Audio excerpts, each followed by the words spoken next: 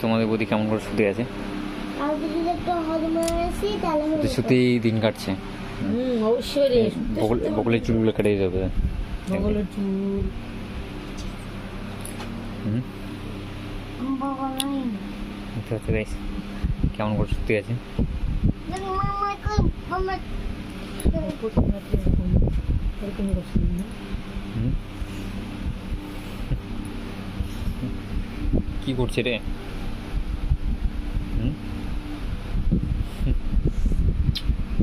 ইস বাবারে,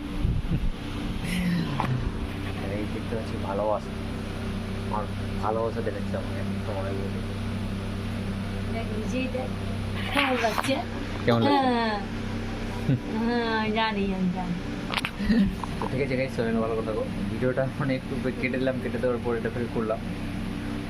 তো অবশ্যই জানাবো গাইস তোমাদের কইলে হচ্ছে কেমন গেল। ঠিক আছে, বাই বাই, টাটা।